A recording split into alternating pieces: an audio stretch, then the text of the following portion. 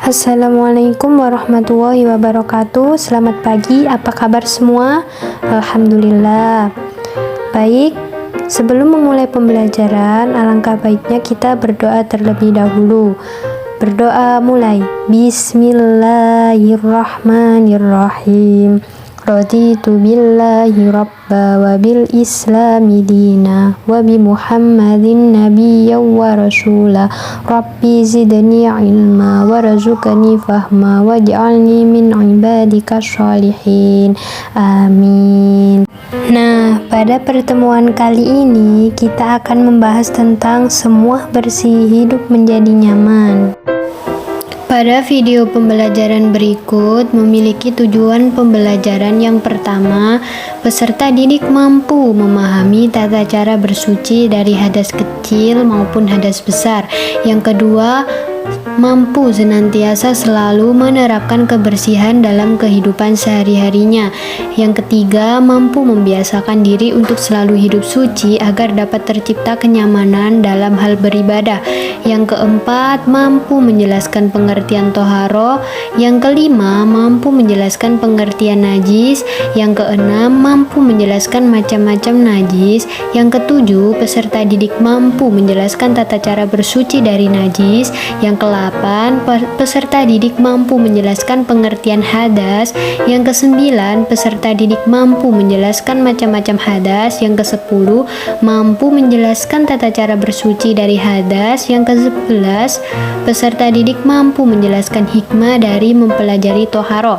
Yang ke-12, ada peserta didik mampu mendemonstrasikan tata cara berwudu dengan urutan yang benar.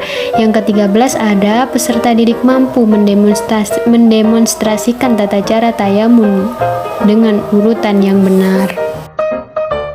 Adapun subbab yang akan kita bahas pada pertemuan kali ini adalah yang pertama ada pengertian toharo, yang kedua ada pengertian najis, yang ketiga ada macam-macam najis beserta cara menyucikannya, yang keempat ada pengertian hadas, yang kelima ada macam-macam hadas dan cara menyucikannya, yang keenam ada tata cara toharo, yang ketujuh atau yang terakhir ada hikmah dari mempelajari toharo.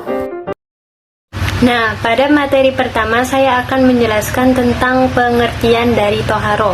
Kata toharo berasal dari bahasa Arab, yakni at-toharo, yang secara bahasa memiliki arti bersih atau suci. Sedangkan secara istilah, toharo adalah suci dari hadas atau najis dengan cara yang telah ditentukan oleh syara', atau menghilangkan najis yang dapat dilakukan dengan cara mandi atau tayamum. Jadi, dapat kita tarik kesimpulan bahwa toharo adalah menyucikan atau membersihkan diri dari najis maupun hadas. Materi berikutnya adalah pengertian najis. Najis secara bahasa berarti kotoran yang dapat membatalkan sholat.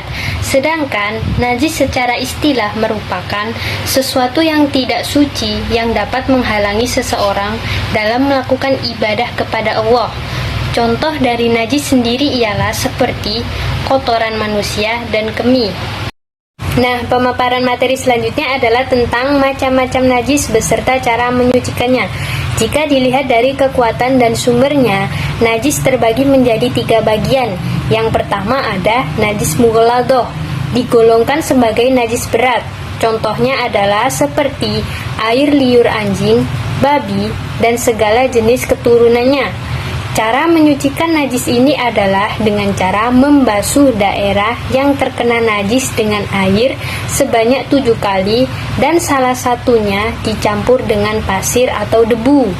Yang kedua ada najis mughaffafah, digolongkan sebagai najis ringan. Contohnya seperti air seni anak laki-laki yang belum genap 2 tahun dan belum pernah mengkonsumsi selain ASI. Cara menyucikan najis mughaffafah ini adalah dengan memercikkan air pada area yang terkena najis. Yang ketiga ada najis mutawassithah, tergolong dalam najis sedang. najis ini terbagi lagi menjadi dua macam. Yang pertama ada najis hukmiyah, yang berarti najis yang kita yakini adanya akan tetapi tidak nyata zat, bau, rasa maupun warnanya. Contoh najis ini adalah air kencing yang sudah lama kering sehingga sifat-sifatnya telah hilang. Cara mensucikan najis ini cukup dengan mengalirkan air di atas benda yang terkena najis. Yang kedua ada najis ainiyah, yaitu najis yang masih terdapat zat atau salah satu sifatnya seperti bau, warna, dan rasa. Cara mensucikan najis ini adalah dengan cara membasuh atau menghilangkan zat, bau, warna, dan rasanya. Apabila bau dan warna sulit untuk dihilangkan, dapat dilakukan dengan cara dikerok, digosok, maupun dicuci dengan sabun, maka hukumnya akan dimaafkan.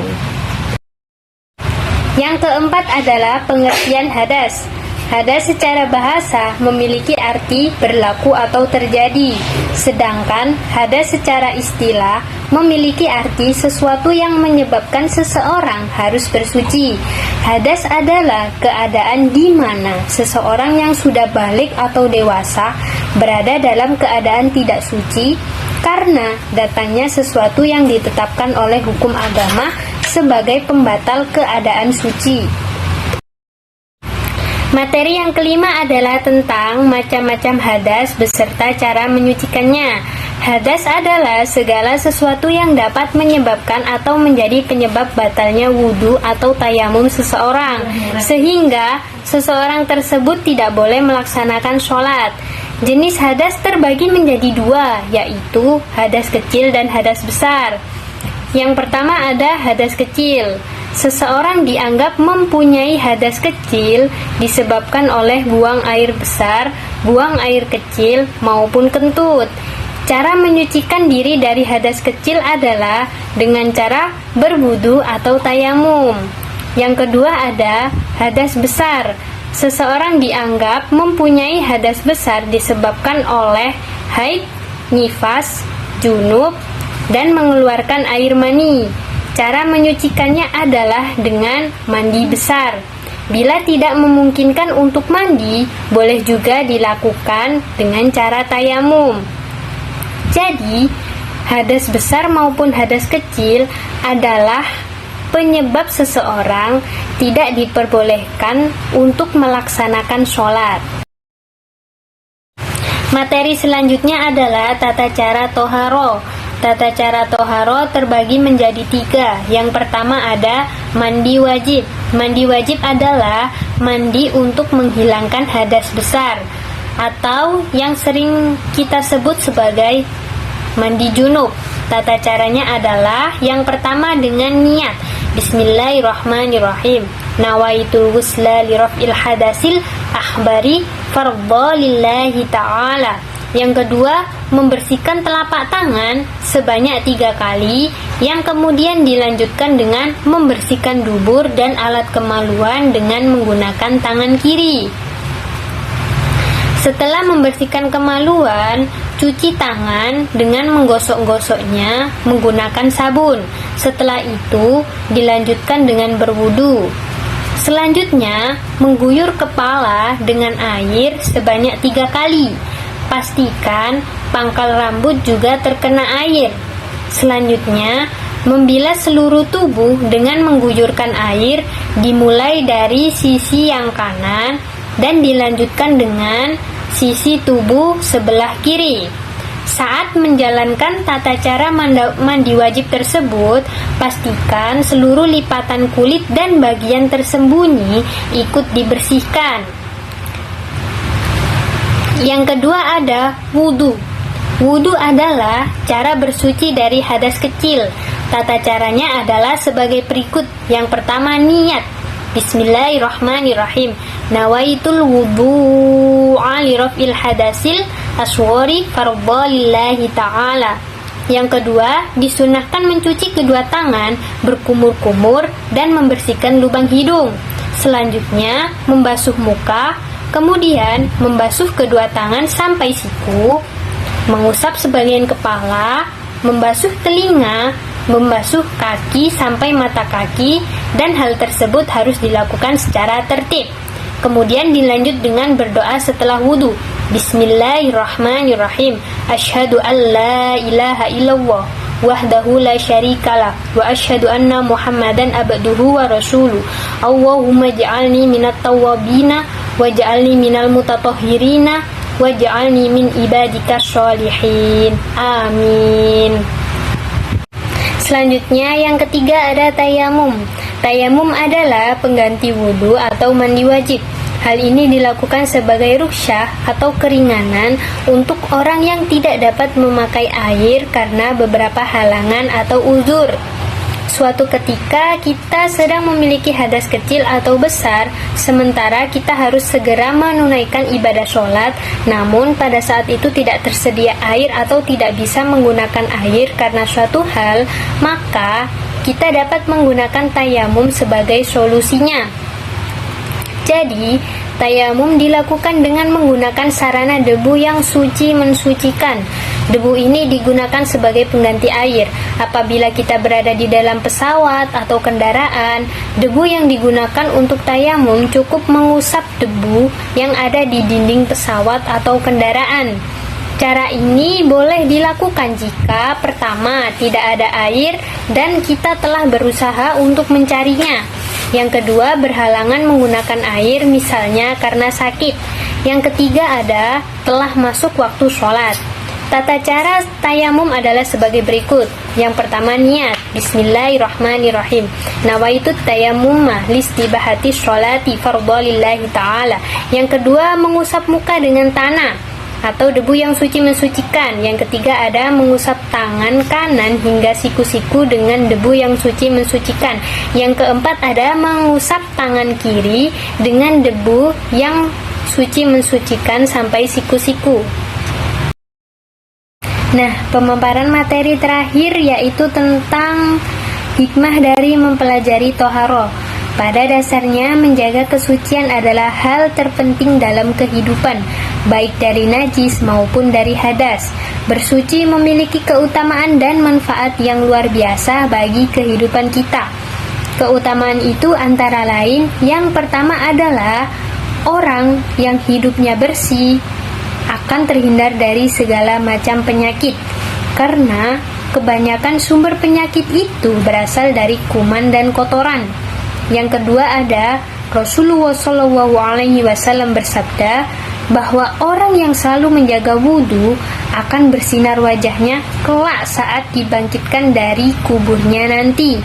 Yang ketiga ada dapat dijadikan sebagai sarana untuk lebih mendekatkan diri kepada Allah Subhanahu wa Ta'ala. Yang keempat ada Rasulullah SAW menegaskan bahwa kebersihan itu sebagian dari iman, dan ada ungkapan bijak pula yang mengatakan kebersihan pangkal kesehatan. Yang kelima ada kebersihan akan membuat kita menjalani hidup dengan lebih nyaman. Alhamdulillahirrabbilalamin. Itu tadi pemaparan materi yang bisa saya sampaikan tentang semua bersih hidup jadi nyaman. Jadi, kita sebagai umat muslim hendaklah selalu senantiasa menjaga kebersihan serta kesucian pada diri masing-masing. Karena dengan menjaga dua hal tersebut dapat memberikan dampak positif bagi tiap individu. Dan tak lupa sebelum mengakhiri pembelajaran kali ini, hendaklah kita membaca doa sesudah belajar. Berdoa mulai. Bismillahirrahmanirrahim. Subhanakallahumma wa bihamdika asyhadu an la ilaha illa anta astaghfiruka wa atubu ilaihi. Amin ya rabbal alamin. Terima kasih disampaikan. Semoga apa yang kita pelajari hari ini dapat murid-murid terapkan dalam kehidupan sehari-hari. Kurang lebihnya saya mohon maaf. Akhiru kalam. Wassalamualaikum warahmatullahi wabarakatuh.